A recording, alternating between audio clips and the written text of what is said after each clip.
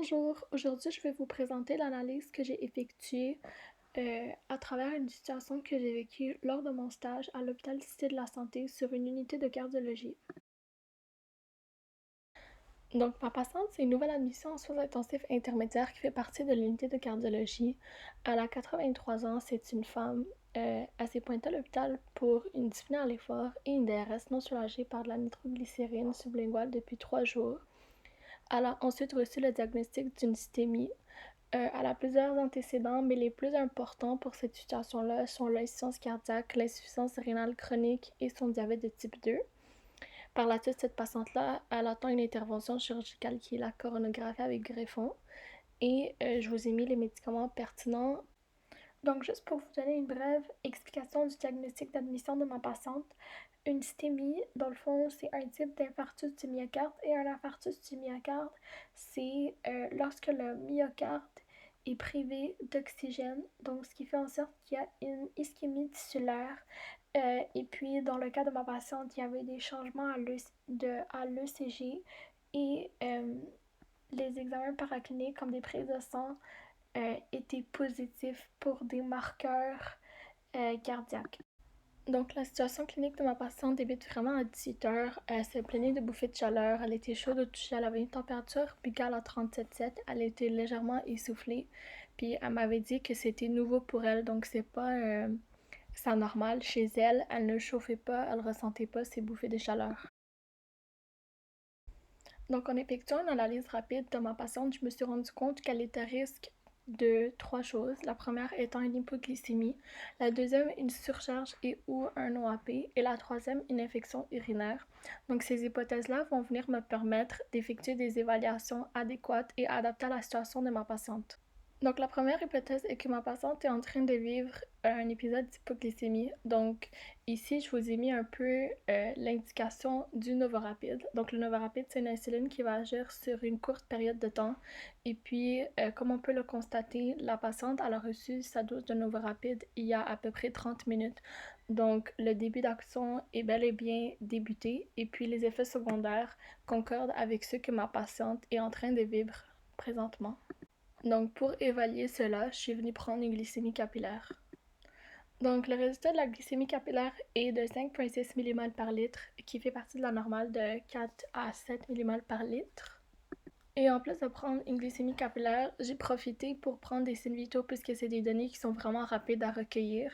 Comme on peut le constater, tout est dans les valeurs normales sauf pour la fréquence respiratoire et la température, donc la patiente est tachypnéique en plus d'être hyperthermique.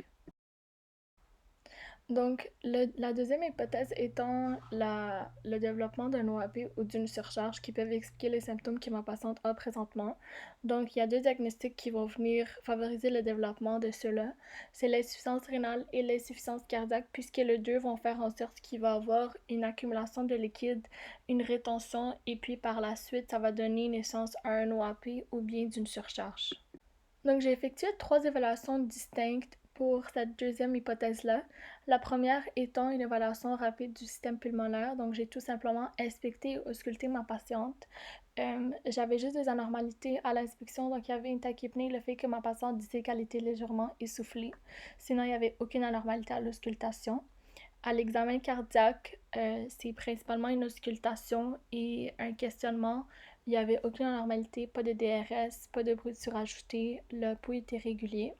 Et j'ai fait une évaluation circulatoire rapide qui m'indique qu'il n'y avait aucun signe d'édème. Donc pour ma troisième hypothèse, il y a un diagnostic principal qui va venir soutenir cela, puis ça c'est le diabète, puisque le diabète va favoriser la croissance bactérienne de 2 manières. Le fait qu'il y ait une présence de glucose dans l'urine et aussi le diabète amène des neuropathies diabétiques.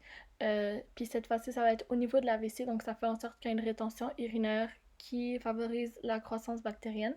En plus de ça, c'est une femme, donc l'urètre est beaucoup plus courte, qui fait en sorte que le trajet des pathogènes est beaucoup plus court. Donc pour cette troisième hypothèse, l'évaluation que j'ai effectuée était ciblée au système urinaire et c'était une évaluation subjective puisque c'était impossible pour moi de recueillir de l'urine à ce moment-là. Donc j'avais posé plusieurs questions à la patiente et il n'y en avait euh, aucun aspect d'urine d'après elle qui était anormal. Bon, ici, la fréquence est vraiment diminuée comparée à la normale, mais la patiente est quand même insuffisance rénale en phase terminale. C'est rien d'anormal pour elle, le fait de faire une miction par jour. Et puis, elle m'avait quand même avoué qu'elle en faisait souvent des infections urinaires, donc ça vient supporter mon hypothèse. Pour cette patiente-ci, puisque c'est une nouvelle admission, j'avais pas accès à plusieurs résultats d'examen paracliniques, mais par contre, j'en avais accès à un, puis ça, c'était les leucocytes, puis ici, on peut s'en rendre compte que les leucocytes sont augmentés. Les leucocytes, dans le fond, c'est les globules blancs qui sont surtout présents lorsqu'il y a une infection. Parmi les hypothèses qui, je trouve, est soutenue par les données recueillies de mes évaluations, c'est l'infection urinaire. Donc, premièrement, par l'hyperthermie, par la leucocytose et aussi le fait que la patiente m'avait dit qu'elle en faisait souvent des infections urinaires. Donc ici, je me permets de dire qu'il n'y avait aucune anormalité lors de l'évaluation cardiaque, circulatoire, respiratoire et endocrine, surtout parce que la patiente était rentrée avec une dyspnée.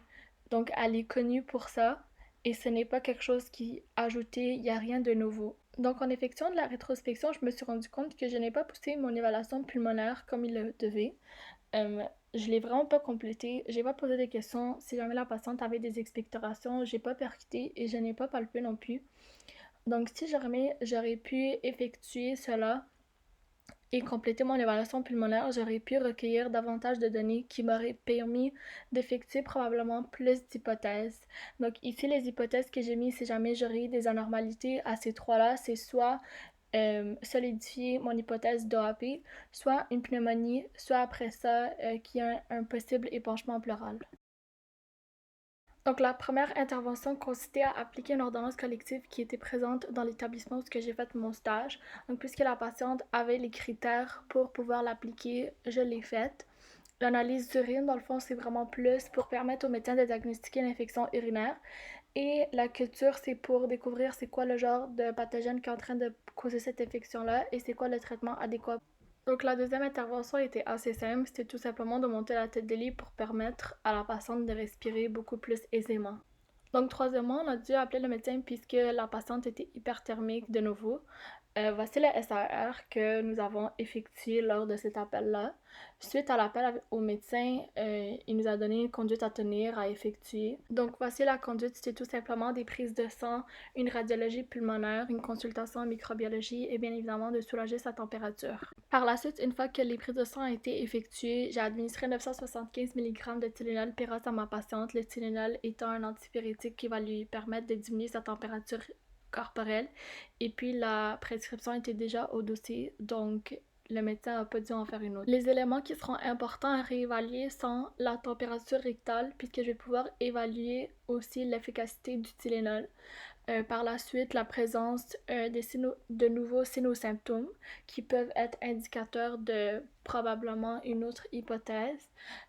Par la suite, les fonctions respiratoires. Donc, est-ce que mon intervention de monter la tête de lit a été efficace? Est-ce que ma patiente est encore tachypnéique?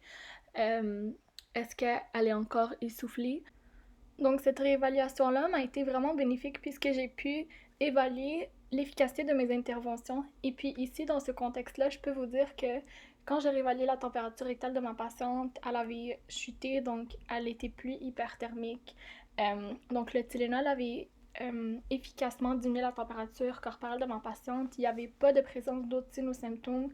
Elle était plus tachypnique, elle n'était plus essoufflée non plus, donc elle était vraiment confortable, point de vue corporel et respiratoire. Au cours de ce stage, je me suis rendu compte que j'ai effectué plusieurs apprentissages. D'ailleurs, j'ai pu pratiquer mes évaluations ciblées et globales, donc je me suis rendu compte qu'elles sont plus concises et complètes. Par la suite, j'ai aussi pu développer mon jugement clinique. Donc ici, on peut le voir que c'est par moi-même. C'est moi-même qui a décidé de faire une analyse d'inculture d'urine avant même d'en parler à ma monitrice. Troisièmement, j'ai pu développer des liens de confiance avec mes patients. Donc si jamais j'avais pas un lien de confiance et que ma patiente n'était pas à l'aise avec moi, peut-être qu'elle aurait pas pu me donner assez d'éléments lorsque j'ai fait une évaluation subjective de son urine.